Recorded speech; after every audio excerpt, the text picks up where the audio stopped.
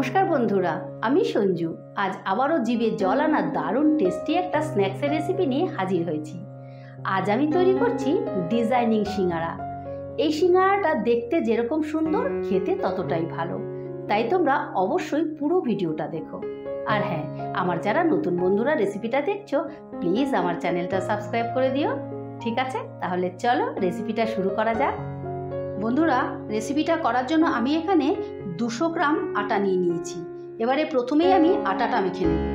দিয়ে দিচ্ছি স্বাদ মতো নুন, দিয়ে দিচ্ছি 1 চামচের মতন জোয়ান। জোয়ানটাকে হাতে এভাবে রগড়ে দিয়ে দিতে হবে, তাহলে ফ্লেভারটা ভালো বেরোবে। দিয়ে দিচ্ছি 1 চামচে কালো জিরে।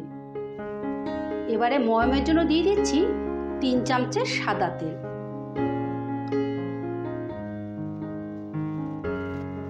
এবারে সমস্ত উপকরণটা প্রথমে আমি ভালো করে মিশিয়ে নেব। ময়মটা ভালো করে রগড়ে রগড়ে করতে হবে, তাহলে কিন্তু নিমকি সিঙ্গারাটা খেতে খুব খাস্তা হবে। প্রায় 3-4 মিনিট ধরে ময়মটা করতে হবে। এই দেখো, আমি প্রায় 3-4 মিনিটের মতন করে ময়মটা করে নিয়েছি।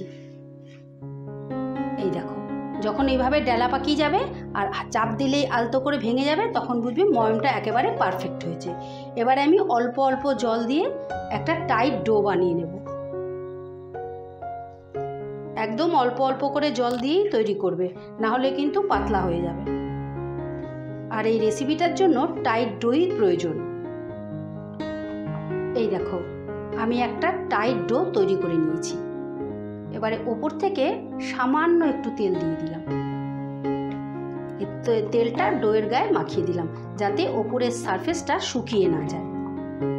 এবারে এটাকে 5 মিনিটের জন্য রেস্টে দিলাম। এদিকে আমি মাঝারি সাইজের 6টা আলুকে পরিষ্কার করে ধুয়ে খোসা ছাড়িয়ে প্রেসার কুকারে একটা সিটি দিয়ে নিয়েছি। এবার আলুগুলোকে একটা গ্রেটার দিয়ে গ্রেট করে নিচ্ছি। তোমরা হাত দিয়েও চটকে নিতে পারো, কিন্তু সেই ক্ষেত্রে লক্ষ্য রাখতে হবে আলুর মধ্যে যেন কোনো দানা না থাকে। বন্ধুরা, পুরটা বানিয়ে নেবার জন্য আমি গ্যাস ধরিয়ে একটা কড়া বসিয়ে দিয়েছি। কড়ায় আমি দিয়ে দিচ্ছি 2 চামচের মতন তেল। তেলে দিয়ে দিচ্ছি জোয়ান ফোড়ন। তোমরা এইভাবে জোয়ান ফোড়ন দিয়ে পুর বানিয়ে দেখো, দারুণ লাগে খেতে। এবারে দিয়ে দিচ্ছি 1 কড়ের মতন আদাকে আমি এভাবে গ্রেট করে নিয়েছি। এবার আদাটা সামান্য নাড়াচাড়া করে নেব। এবারে দিয়ে দিচ্ছি গ্রেট করা আলুগুলো।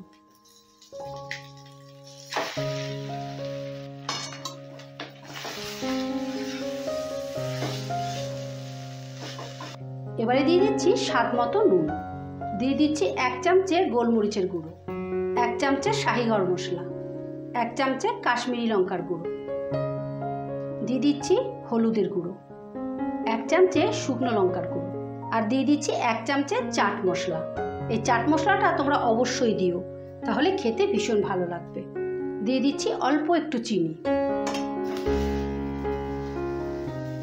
এবার পুরটাকে শুকনো শুকনো করে একদম ডো মতো করে নেবে। বন্ধুরা, পুরটা কিন্তু ভেজে ভেজে একদম ড্রাই করে নিতে হবে, যাতে এর মধ্যে কোনো রকম ময়েশ্চার না থাকে। ময়েশ্চার থাকলে কি হবে, তোমার পুরটা যখন সিঙ্গারার মধ্যে ভরবে তখন শেপটা আনতে অসুবিধে হবে। আর বন্ধুরা, তোমাদের কাছে আমার একটা কোশ্চেন আছে। দেখো, আমরা তো প্রত্যেকে প্রেসার কুকার ইউজ করি, আর তোমরা দেখবে ডাল জাতীয় কোনো কিছু রান্না করতে গেলেই যখন সিটি মারে তখন ওপর দিয়ে কিন্তু বুজবুজ করে সমস্ত জিনিস বেরিয়ে আসে, আর প্রেসার কুকার, গ্যাস এবং গ্যাস টেবিল সমস্ত নোংরা হয়ে যায়। তাহলে তোমরা বলো তো, কী প্রসেসে প্রেসার কুকারটা ইউজ করলে আর সিটি মারার পরে ওই ডাল বা ওই তরল জাতীয় কোনো জিনিস বেরিয়ে আসবে না?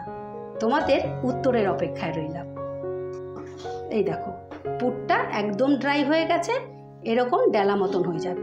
পুরটা রেডি, এবারে আমি তুলে ফেলছি। বন্ধুরা, পুরটা হতে হতে এইদিকে আমার আটাটা একদম সেট হয়ে গেছে। এবার আর একটুখানি আমি ঠেসে নিচ্ছি। এবারে আমি লেচি কেটে নেব।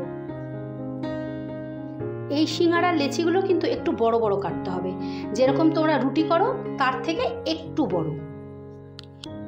এই দেখো, ঠিক এইরকম সবকটা লেচি আমি কেটে নিয়েছি। এবার প্রত্যেকটা লেচিকে এইভাবে হাত দিয়ে গোল গোল করে নেব। এই যে এরকম গোল গোল করে নেব। এই দেখো প্রত্যেকটা লেচিকে আমি গোল করে নিয়েছি।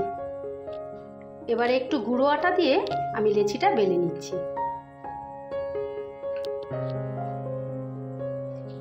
এই দেখো এটুকু বেলে নিয়েছি। এবারে আমি পুর দেব।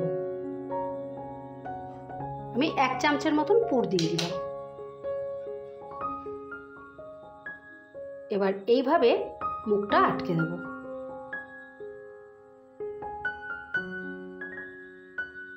এই দেখো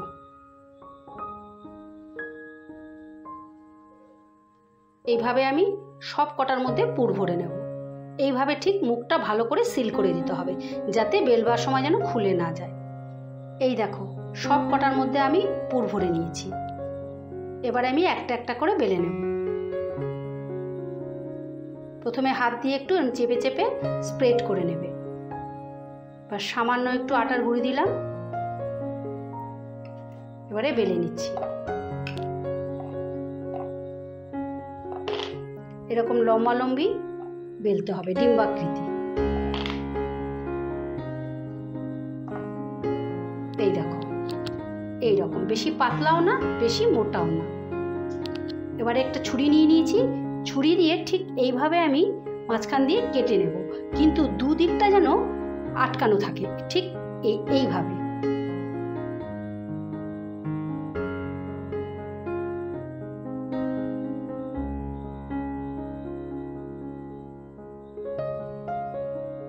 দু সাইডটা যেন কেটে না যায়। এই দেখো আমি পুরোটা কেটে নিয়েছি। এটা এরকম উল্টে নিতে হবে। এবারে শেষের দিকে একটু জল লাগিয়ে নিচ্ছি, তাহলে সিলটা ভালোভাবে হবে। এবারে এইভাবে ধরে টাইট টাইট করে রোল করে নিতে হবে। এই যে এইভাবে টাইট টাইট করে রোল করে নিতে হবে।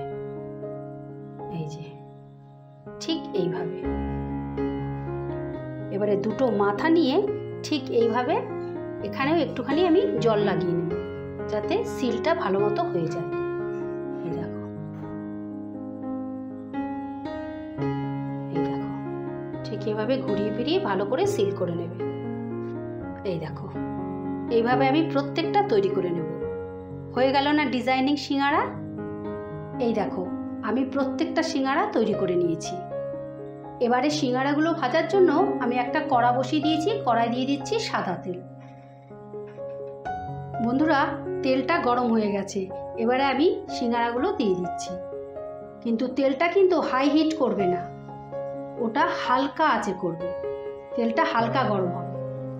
প্রথমে আমি নাড়াচাড়া করব না, ওই পোর্শনটা ভাজা হয়ে যাক, তারপরে আমি উল্টে দেব। আর গ্যাসের আঁচটা কিন্তু অবশ্যই লোতে রাখবে, না হলে ওপর থেকে তাড়াতাড়ি লাল হয়ে যাবে, ভেতরটা ভাজা হবে না। এই দেখো ও পিঠটা হালকা ভাজা হয়ে গেছে। এবারে আমি এই পিঠটা উল্টে দিচ্ছি। আর এটা প্রায় 3-4 মিনিট ধরে হালকা আঁচে আস্তে আস্তে ভাজতে হবে, না হলে কিন্তু ভেতর থেকে ভাজা হবে না। আর হ্যাঁ, আমার যারা নতুন বন্ধুরা ফেসবুক থেকে দেখছো, তারা আমার পেজটা ফলো করে দিও প্লিজ। এই দেখো 3-4 মিনিট ধরে আমি এরকম লাল লাল করে ভেজে নিয়েছি। এটা ভাজা হয়ে গেছে। এবারে আমি তুলে ফেলছি। এই দেখো এইভাবে সব কটাকে আমি ভেজে নেব।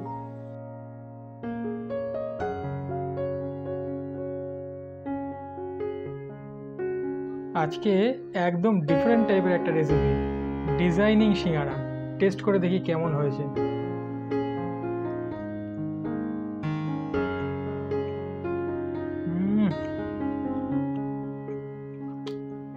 ভিতরের পুরটা জাস্ট অসাম হয়েছে, মানে দোকানের সিঙ্গারার থেকে তো কোনো অংশ কম নয়।